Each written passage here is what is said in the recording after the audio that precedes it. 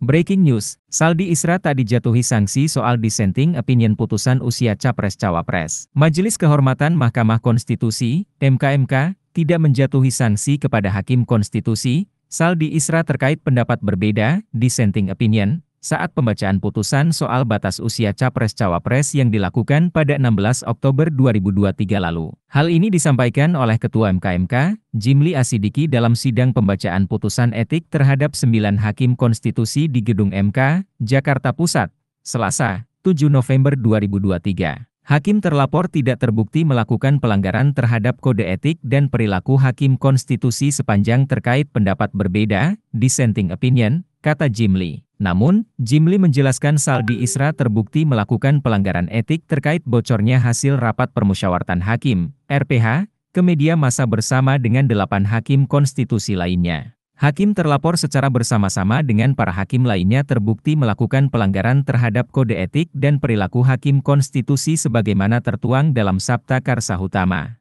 Prinsip kepantasan dan kesopanan sepanjang menyangkut kebocoran informasi rahasia rapat permusyawaratan hakim dan pembiaran praktik benturan kepentingan para Hakim Konstitusi dalam penanganan perkara, kata Jimli. Sehingga, Saldi Isra dikenai sanksi teguran lisan secara kolektif buntut bocornya hasil RPH ke media massa. Menjatuhkan sanksi teguran lisan secara kolektif terhadap hakim terlapor dan Hakim Konstitusi lainnya, ujar Jimli. Seperti diketahui, adanya putusan MK ini buntut MK mengabulkan gugatan terkait batas usia Capres-Cawapres oleh mahasiswa Universitas Surakarta, UNSA, Almas Sakib Biru pada 16 Oktober 2023 lalu. Pada gugatan ini, pemohon ingin MK mengubah batas usia minimal Capres-Cawapres menjadi 40 tahun atau berpengalaman sebagai kepala daerah baik di tingkat provinsi maupun kabupaten kota. Mengabulkan permohonan pemohon untuk sebagian, kata Anwar Usman, di dalam persidangan, Senin, 16 Oktober 2023. Sehingga pasal 169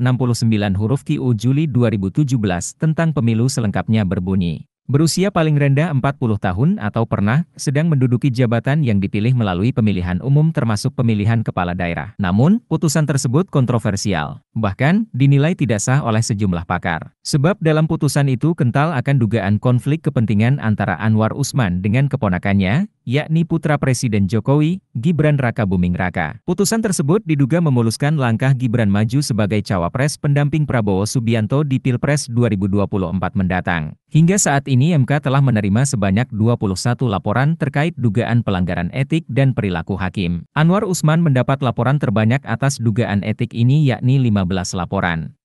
Download Tribun X sekarang, menghadirkan lokal menjadi Indonesia.